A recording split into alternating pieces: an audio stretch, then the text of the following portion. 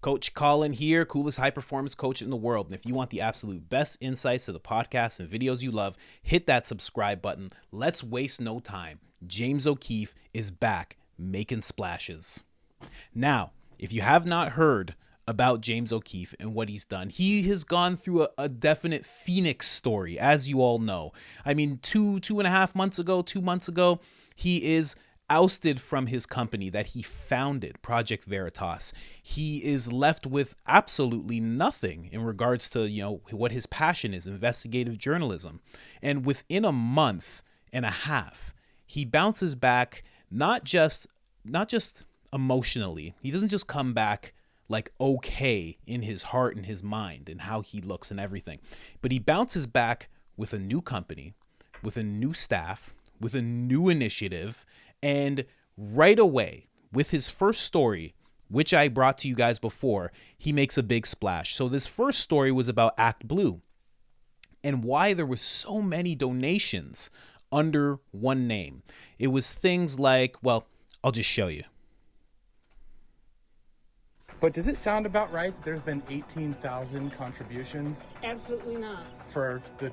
Absolutely not. In the amount of like $170,000? Absolutely not. Really? Yes. Okay. So that's not you doing that? No, it's not. But does the frequency ring a bell that you're donating that much every 10 times a day sometimes? No. Do you think someone is maybe fraudulently debiting your accounts or something? They must be. Act Blue is the one I use for political donations. Yep. And I do not make that kind of political donations. Right. So right here, it's 18,672 different contributions that total an amount of $170,000.221. No. So I'm about to call Garland Riggs.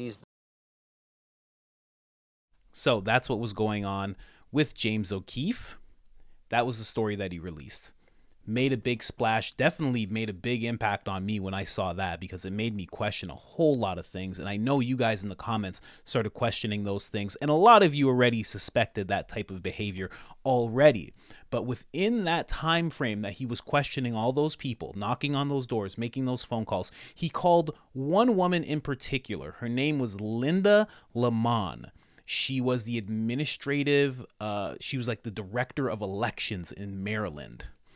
And here's the phone call. This is very, very surprising. This is very surprising to me. Let me pull this up for you guys. Hello? Hello, Linda. This is R.C. Maxwell calling from the OKeefe Media Group on a recorded line. I'm sorry to frequently call you. It's an urgent matter. Yes, ma'am. Yeah? Why are you calling me? I'm calling because I sent a request for comment to your inbox regarding a story that's coming out this evening. It's about Maryland residents being used to make thousands of political contributions that they did not approve of in their name. A story is coming out. I don't know anything about that. I don't have any comment.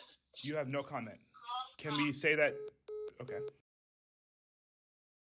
With your permission, I'd like to make a statement. Today, I'm announcing that I'll be stepping down this summer as the Administrator of Elections for the state of Maryland. We were steadfast in our commitment to protecting the integrity of our electoral process and safeguarding the right and ability of all eligible voters to cast their ballots. The position has never existed without Linda serving in it. The position was created in the 1998 rewrite of the election law article. Do you have a date in which that you said in the summer? Yeah, I'm working with the retirement people, and I have a lot of stuff to do and a lot of decisions to make. So I'm looking at probably around September 1st.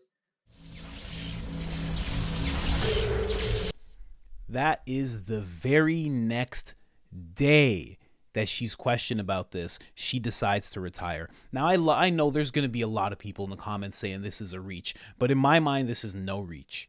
They asked her for comment about this whole thing, which, if she stays in office, if she stays active for more decades, now I know she's pretty old already, not to be insulting, but she is older.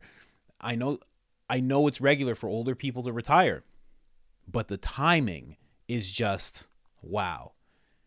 I really do think the people of Maryland, the ones who are being notified about this story, the ones who are in question, the ones who could be put in a light of guilt or wrongdoing, are now getting wind of this, and they're either going to be hiding things as much as possible, or they're going to be doing what Linda did and retiring and trying to just wipe their hands of this whole thing. James O'Keefe is, again, the boogeyman of the left and the right, because believe you me, if the right does something that's just out of control, he will expose them the same. But he's always been known, in my time at least, he's been known as the boogeyman of the left. And he is back with a vengeance. This is absolutely amazing to see. And again, I don't wish anybody losing their livelihood at all. I mean, I'm not saying that.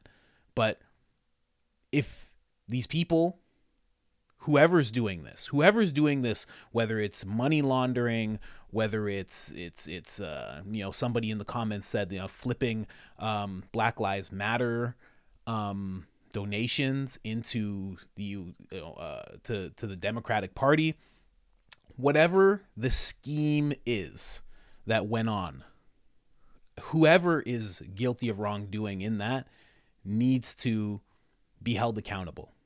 That's what we've been missing in our electoral system for, I'm sure somebody older than me can say even longer, but I'll say, 15, 20 years. Like, there's so much going on. No one's ever held accountable. These things just get swept under the rug. And without people like James, and James makes it very clear, without people like you who are willing to talk about it with your friends, even, maybe go to the extent that James is asking and actually wear some covert cameras and actually do some work on the ground. Without us, the real stakeholders of the world, right? I always refer to us, the people, as the actual stakeholder. I know the WEF always talks about the super elite and how they're the stakeholders, but it's actually you and I. The more that we seek out this type of information, the more that we see stories like this and we actually start pointing fingers and asking questions, the better off we'll be.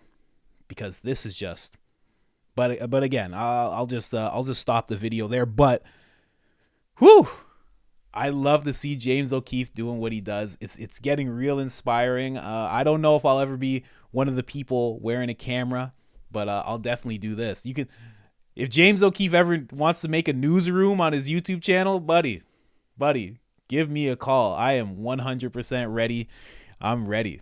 Jeez. But if you guys found any value in this video, you know the drill. We're almost at 32,000 subscribers. We're going for 35,000 subscribers. Every subscriber helps.